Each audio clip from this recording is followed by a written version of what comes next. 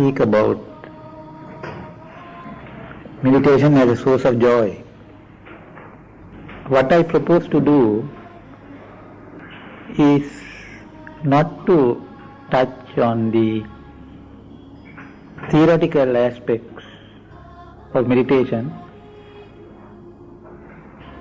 but rather to share my experiences as a meditator, and also sharing with you the experiences I have had in encountering meditators over the years.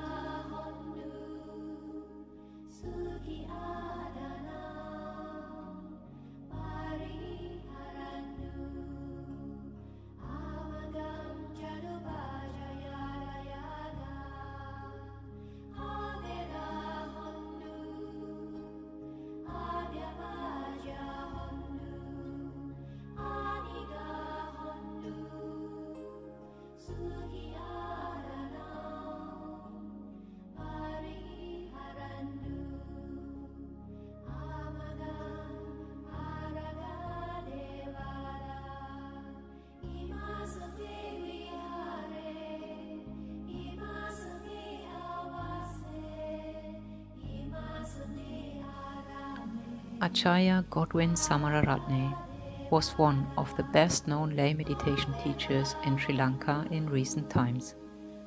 Based at his meditation center at Nilambe in the Central Hill Country near Kandy. After his death in March 2000, letters and tributes poured in as many people around the world attested to the impact that Godwin and his teaching had made on their lives.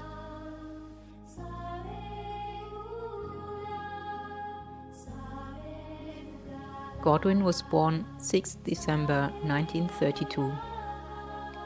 He grew up as one of 7 children in a Kandy-based family in the Central Hills of Sri Lanka. He attended a well-reputed Buddhist school, but later admitted to neglecting his studies there in favor of exploring the deeper philosophical questions of life.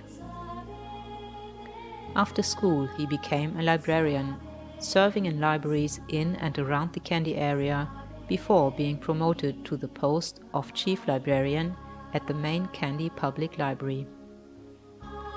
While his brothers and sisters all married, Godwin remained living at home, devotedly supporting his widowed mother until her death in 1977. By that time, Godwin was already involved with a Buddhist lay group who were studying the Dhamma and practicing meditation.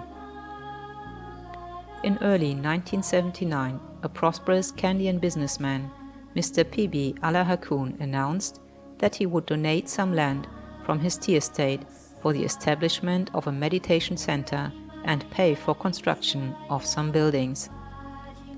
This became the foundation of the Nilambe Meditation Center. Godwin left his job as librarian in Kandy and took residence in the new center, at first to be the caretaker, but subsequently he became the center's chief meditation teacher.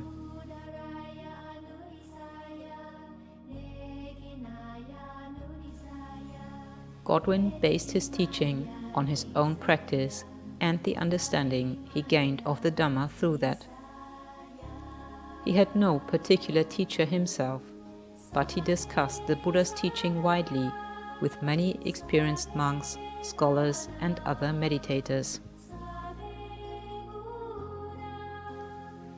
News soon spread about Godwin and the new center, passed on by word of mouth by those who had been there and benefited from their stay. Young Westerners especially, who were seeking a spiritual dimension to their lives, were attracted to the center, appreciating Godwin's ability to translate the Dhamma into a language relevant to people's everyday lives and concerns. Godwin's reputation as a meditation teacher grew steadily throughout the 80s, both in Sri Lanka and abroad. By the mid-80s, Godwin had already been invited to teach in Europe and South Africa, and he became, over time, an internationally acclaimed and much loved teacher. In the 1990s, his teaching tours extended to many countries, including England, Germany and Holland, and other Asian countries such as India, Singapore and Hong Kong. Fortunately, many of the talks and retreats he gave on these tours were recorded. At the end of 1999, he made another teaching trip to South Africa and Botswana, and it was shortly after his return to Sri Lanka that he passed away on 22nd March 2000 in Peradeniya Hospital of a progressive liver disease. He was 67 years old.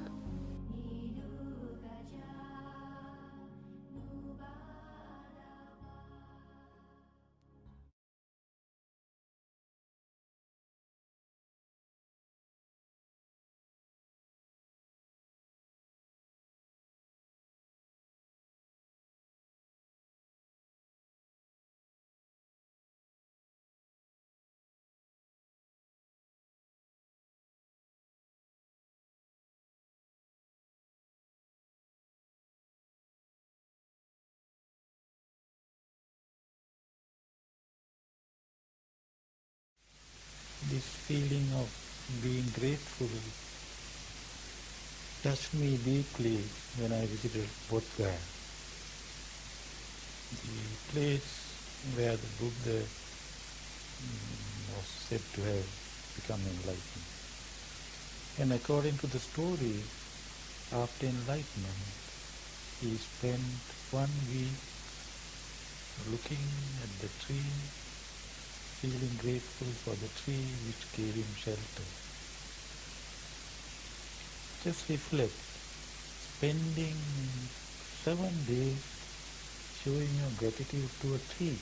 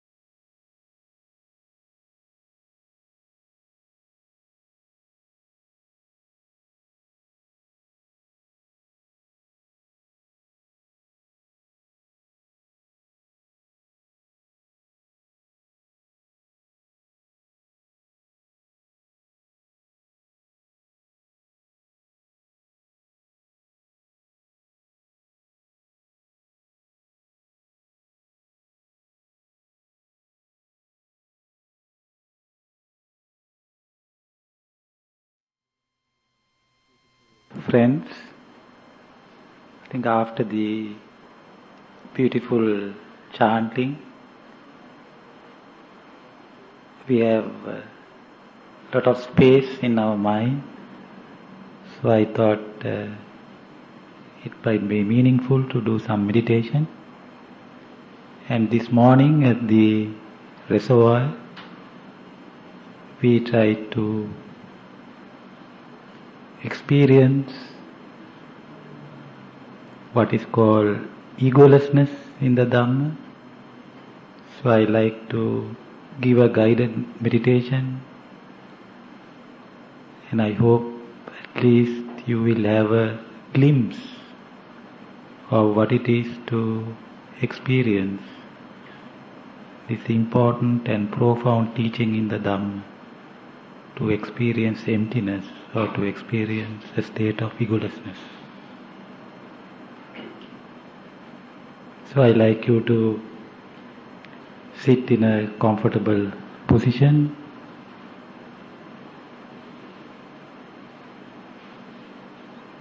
And you can allow any thoughts, any emotions, any sensations to arise.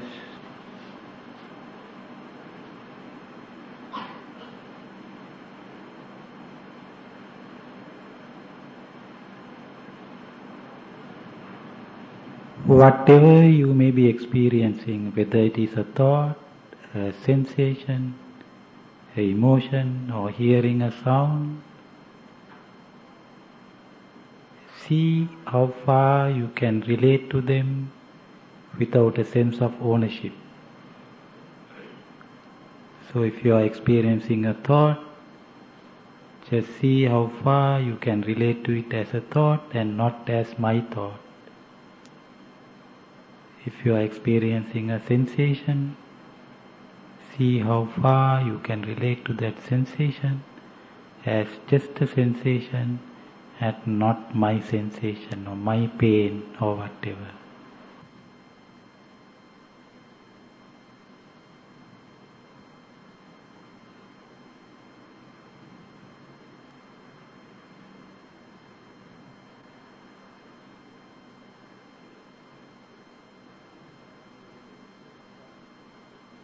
Can you relate to your thoughts without a sense of ownership, just as thoughts?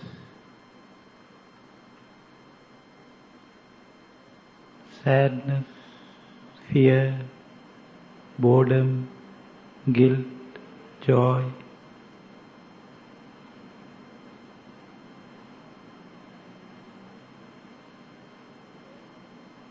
Can you also relate to them without a sense of ownership? It is just sadness. It is just feeling of boredom.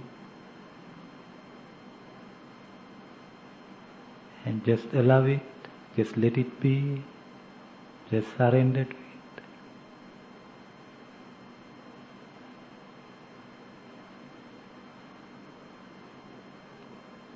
If you are experiencing any unpleasant sensations in the body, tensions, pressure,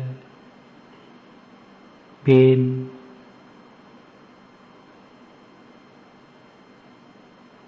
can you relate to those sensations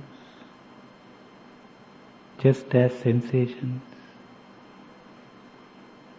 not relating to them as my pain, but their pain, not my tension, but their tension. Learning to relate to them without a sense of ownership.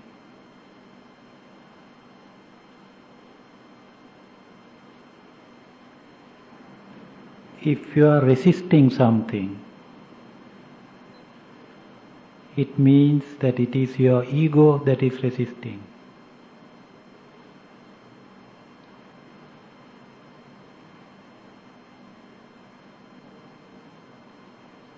So can you make friends with your thoughts? Just allow them. Can you make friends with your emotions, whatever the emotions are, by just allowing them? Can you make friends with your sensations, even if they are unpleasant sensations? Just letting them be.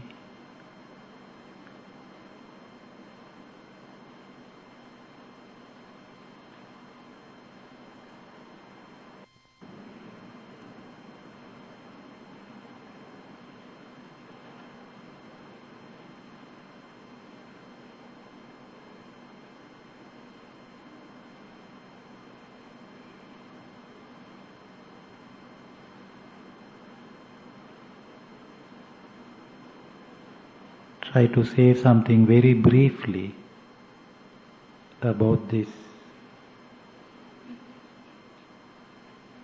doctrine of anatta, or emptiness or egolessness, which is extremely difficult to comprehend and practice, and it's not easy to communicate the different dimensions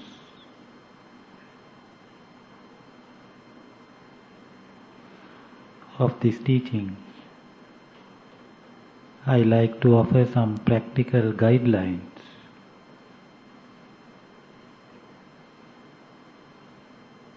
how one can work with our egos.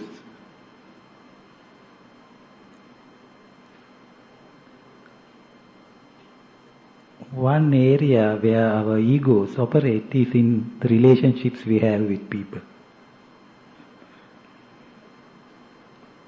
So whenever we have conflicts,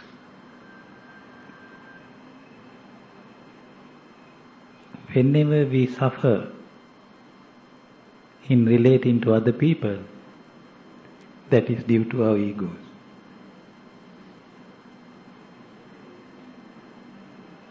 So the bigger the ego,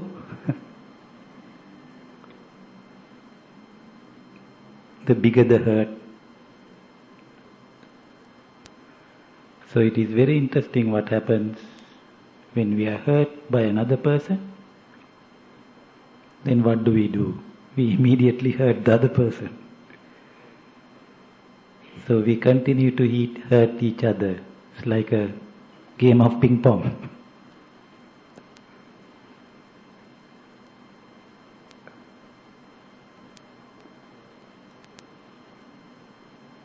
There is a beautiful definition of a mind that is innocent. A mind that is innocent is a mind that is incapable of being hurt, therefore incapable of hurting another. Beautiful definition of innocence. So next time you are hurt, if you can just observe why you are hurt, this is where you can confront your ego. We are hurt in relation to another person when we had a model of how the other person should have behaved. So when the other person behaves according to your model, he or she is a wonderful person. You won't be hurt.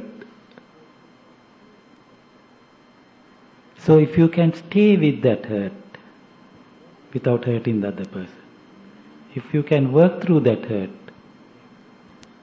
that will be a way of working with your ego. So this is one guideline I like to offer, especially in relationships. I feel relationships are a very important area in our spiritual path. They can be a mirror to how we relate to ourselves and how we relate to others. So this is one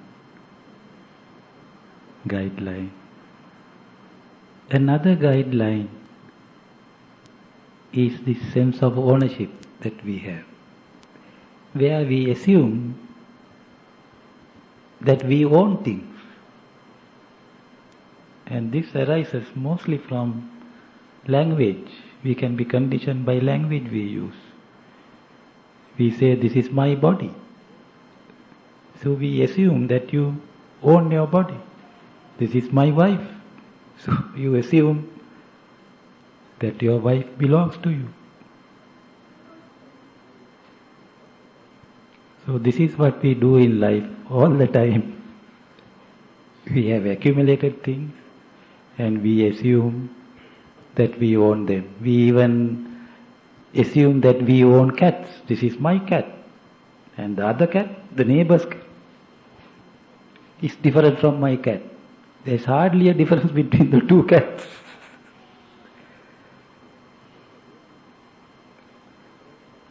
There's a very profound point to reflect on this.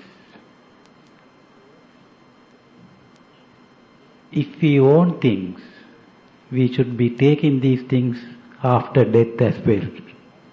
So if we are leaving anything behind at death, it means that we are leaving everything which we have not owned. Please reflect on this important aspect.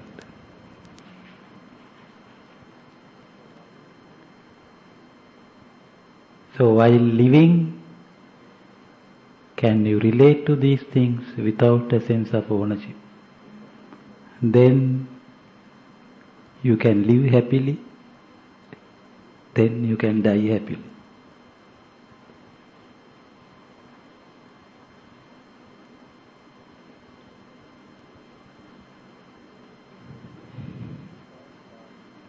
Buddha had presented a very powerful argument in relation to ownership, which is close to what I said earlier. He said that if we own things, we should be able to control things. Very interesting point.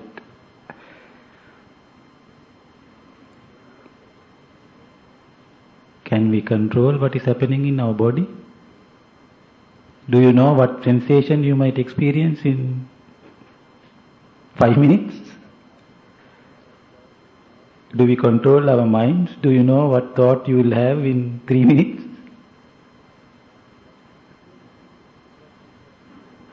But here again, because of our egos, we assume that we control things.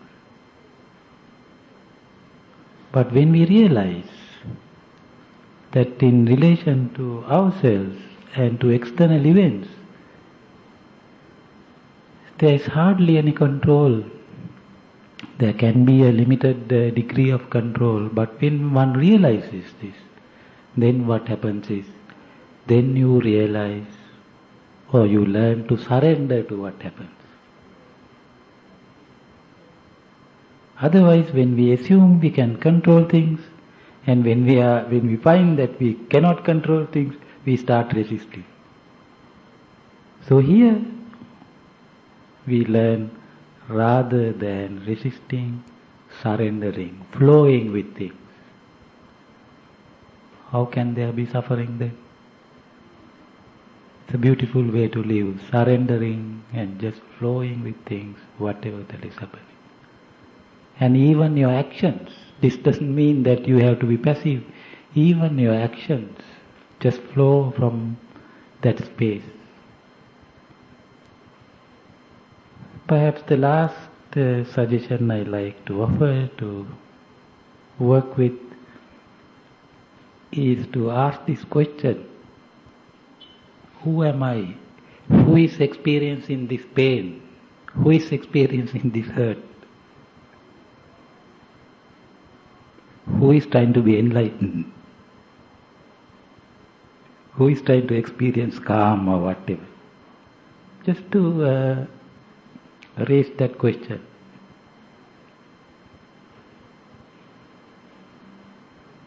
Then ideally you may have a glimpse that this who is merely an assumption, that we assume that there is a who, an entity, an ego, apart from that experience.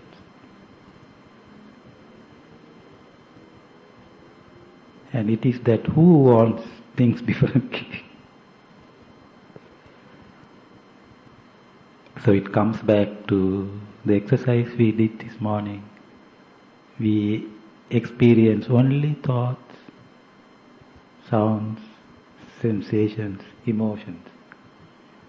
Is there anything apart from that?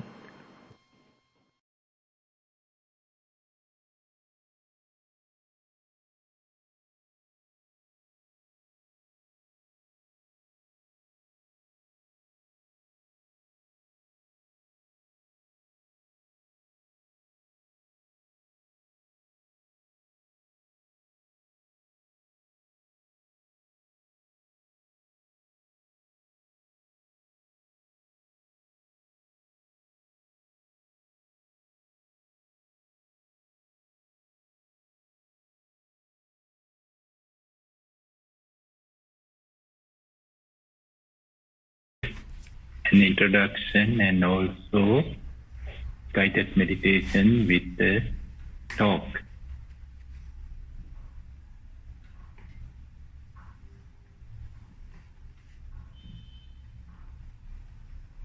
Actually, I don't know what to say now. Everything is there. Maybe most of you personally do not know about Master Godwin. Maybe only few of you have some experiences, but most of you don't have.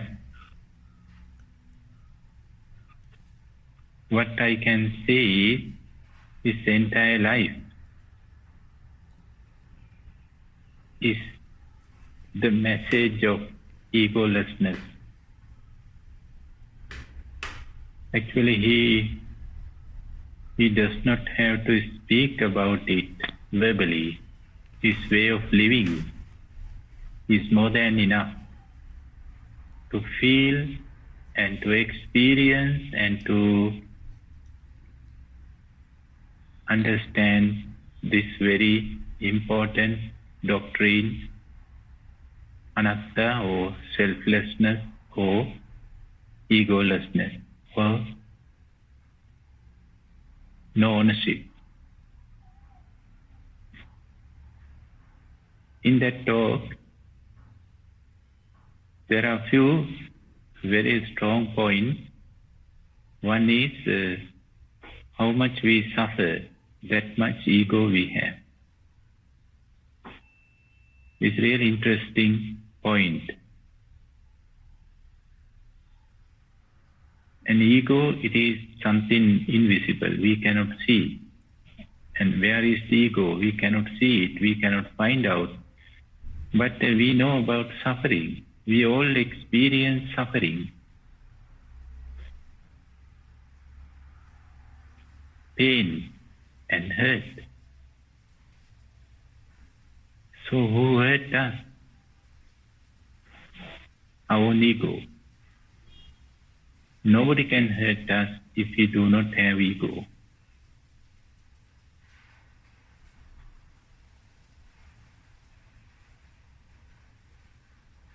How much ego we have, that much we are suffering.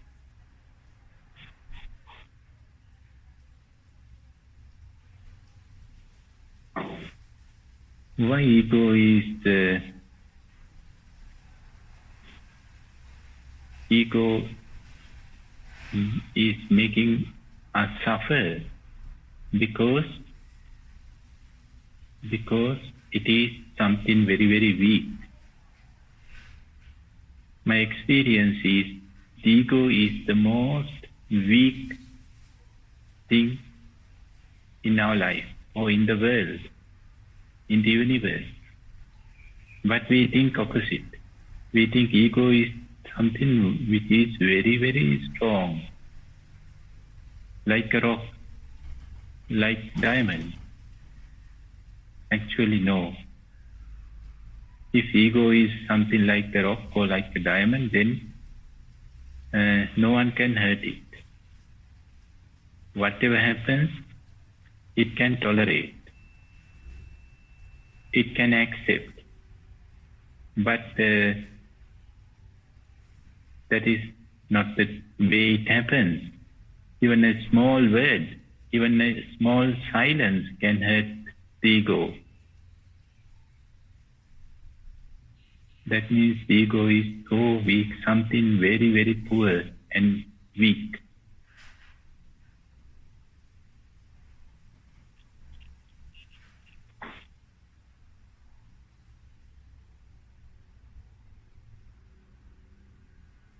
Buddhism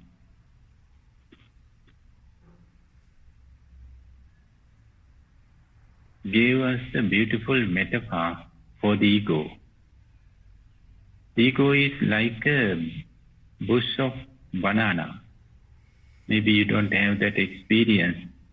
It looks like a tree, huge tree, banana. Instead of banana, we can replace an onion. Onion, it's heavy, it's big, and if we hit to somebody by an onion, it can hurt, wound. Maybe we can kill. It's so strong. But what is there? What is there if we scan and analyze an onion? Nothing. Only layers after layers after layers. And when we remove the last layer, at last, then nothing. It's empty. So the Buddhism says ego is something like that. It looks like so strong, so heavy. It is fighting for everything. It is challenging to everybody because it's nothing. It is really nothing. It's empty. It's poor. It's weak. It is weak and it is nothing for a person who is analyzing it, who is scanning it.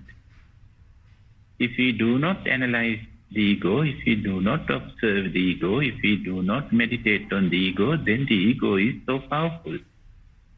The ego is so powerful for a person who is not meditating on that.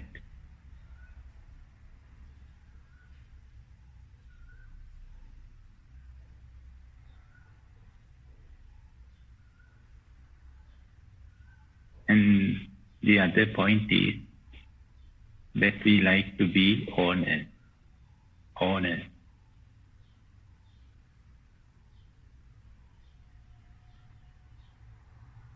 Mine. This is mine. So this is also an external behavior of ego. The ego wants to own things. Owning. This is mine. They are mine.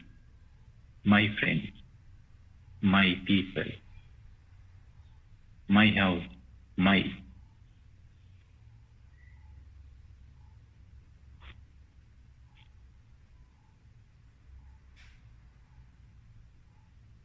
On one hand, the ego wants to be an owner.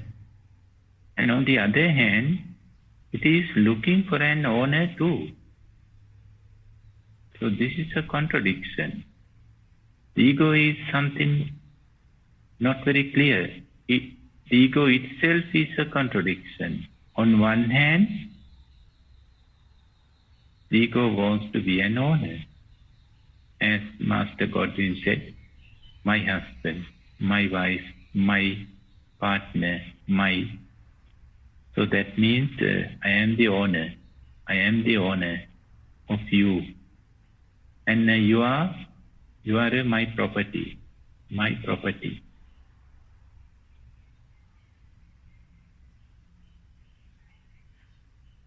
And on the other hand, the ego itself is looking for an owner for it. If somebody says, oh, you are mine, you are mine, then who becomes happy? The ego.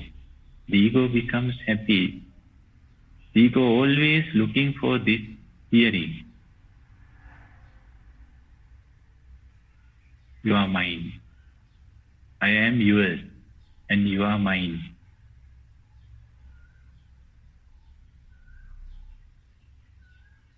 So what the ego is doing is this business, always this business with people, with properties, with everything.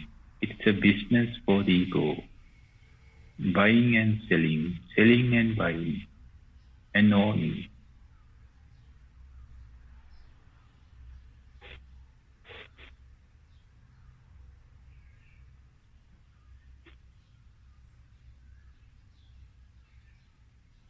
It is so eager to own things, but the ego is not interested at all in understanding. The ego doesn't want to understand anybody. We can see this problem in all kinds of relationships. Whenever the ego is dominating, then no understanding. The ego doesn't want to understand. The ego thinks, I know. No need to understand.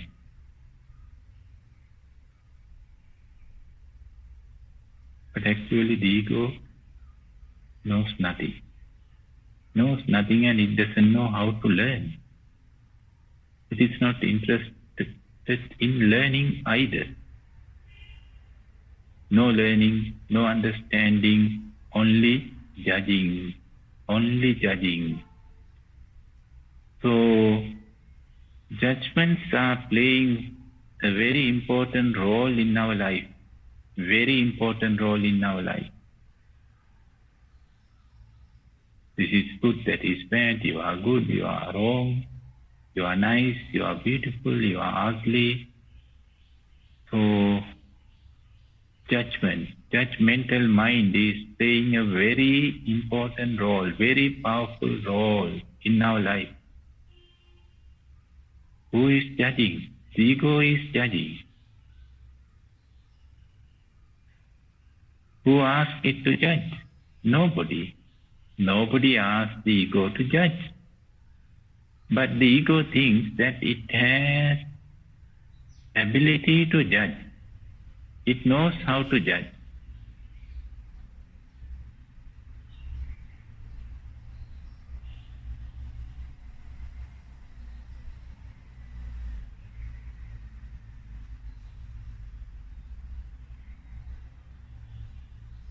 So it is judging our own life as well and others' life too.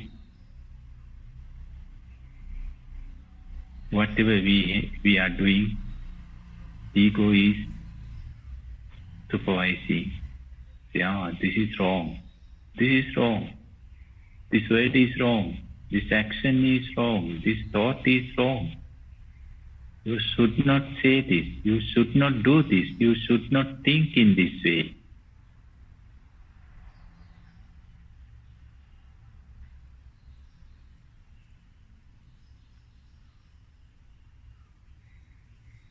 You are guilty.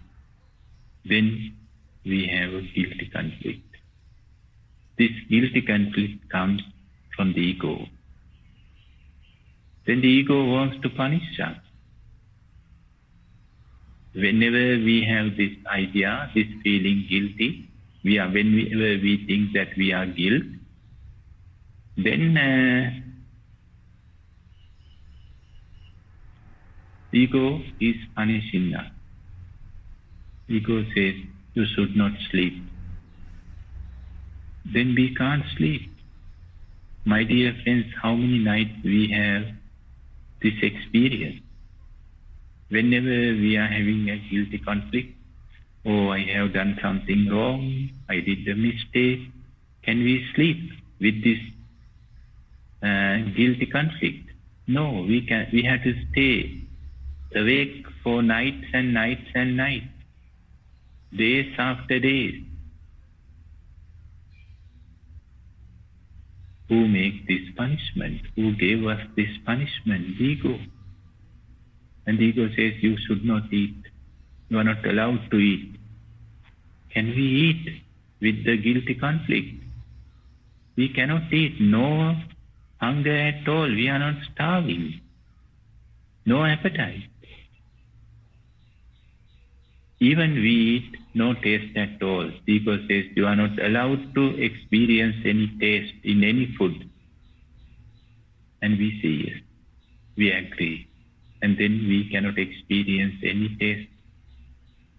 We cannot see any beauty. So all are punishment. But we don't look at them as punishment.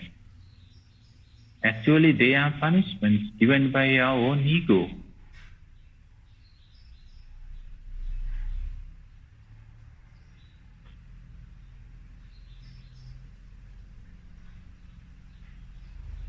And this goes on and on and on.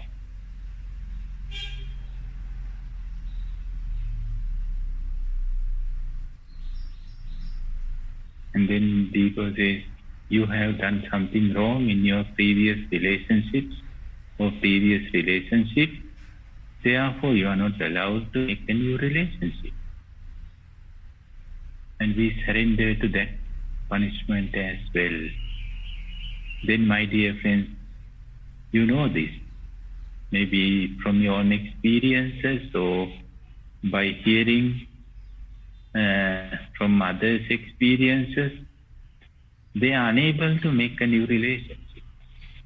Whenever they think about a new relationship, then that guilty conflict comes. Oh, I have made a mistake in my previous relationship. I may repeat it again. So therefore, our minds and our hearts are not fully open. We cannot open our hearts and mind fully.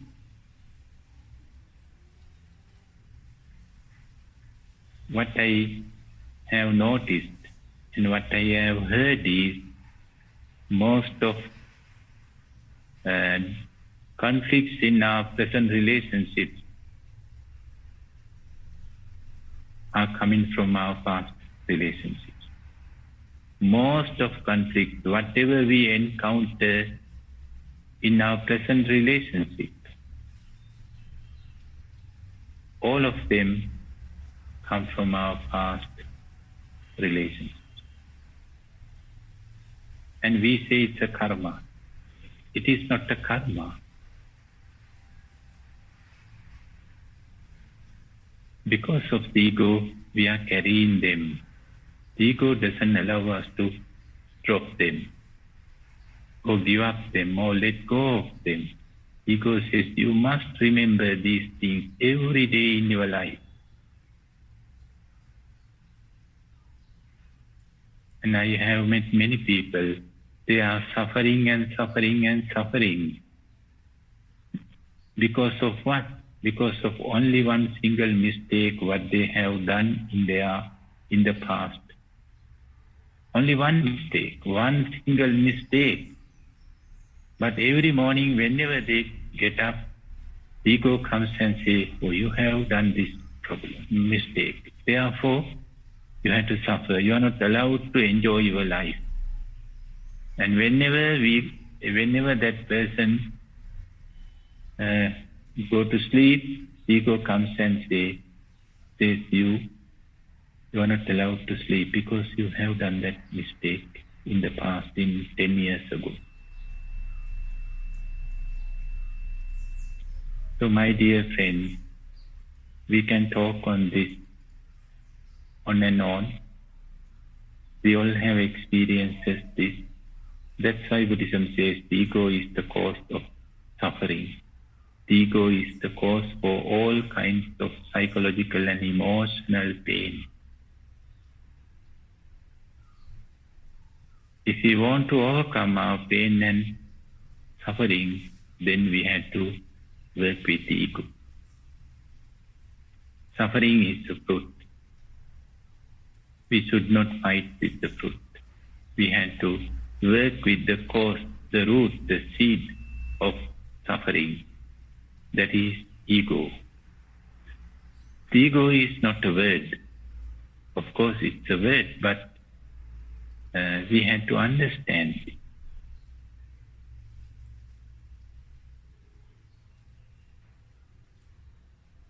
Therefore, Buddhism is encouraging us to meditate on self and selflessness, both.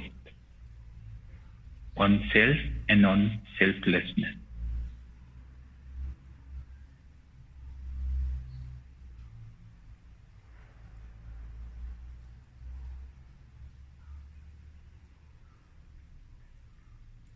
As our teacher said, we can ask this question when we are emotional, who is angry, who is crying, instead of what I have to do to the anger or what I have to do to the sadness, instead of that, we have to ask this question, who is angry? Who is angry? Is UPUL? Is the body or is the mind? Who is angry? Can I see that person who gets angry? We can see the anger, we can feel the anger, but we can't see the person. The person is not there. Just an idea.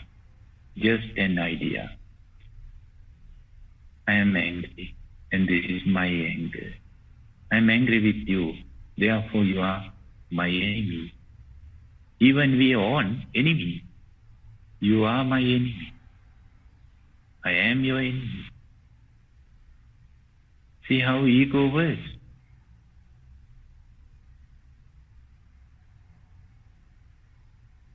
This is my sadness. Even we own the sadness. We do not allow it to let go. The sadness wants to leave, but we are not allowing it to leave. My sadness.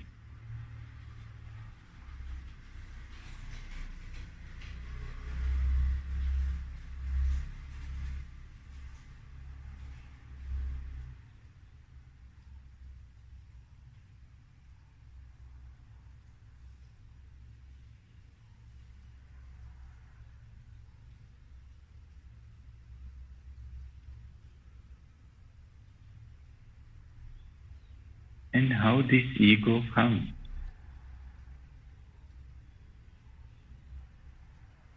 Is it already there inside of us before we awake? It's an interesting thing, how it comes. My experience is it comes after we experiencing whatever, not before. After we experience, after we hearing something, then the ego comes. I heard, I see, I feel, not before.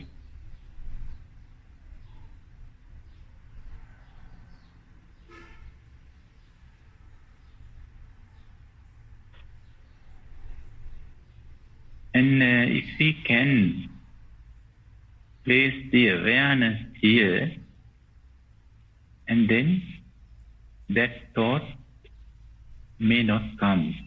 We only hear. Only hear. And that thought may not come. I am hearing. No, only hearing. I am feeling. No, only feeling. Only feeling is happening.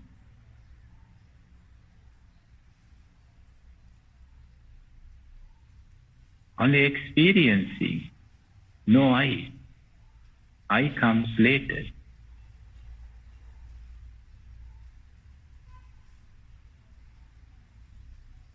How much awareness is there?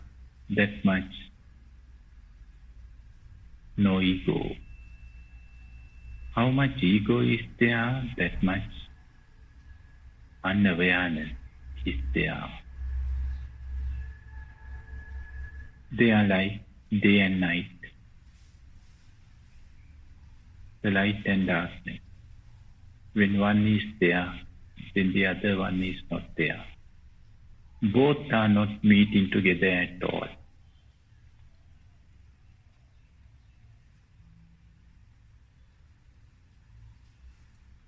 So actually nothing to do to the ego either. What we have to do is just to cultivate the awareness. Just to improve our awareness. Then the shadow of ego is disappearing. Life is living without self. Life is existing, but no ego. The life doesn't need ego. But the ego needs the life. The life does not need an ego.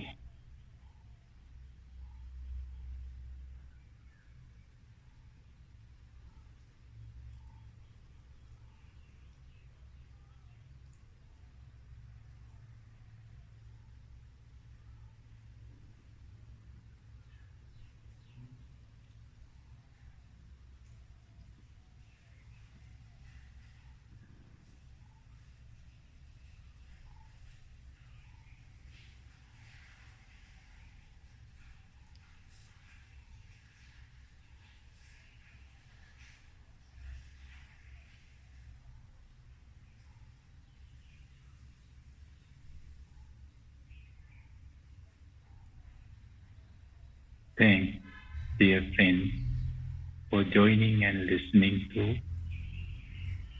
today Dhamma.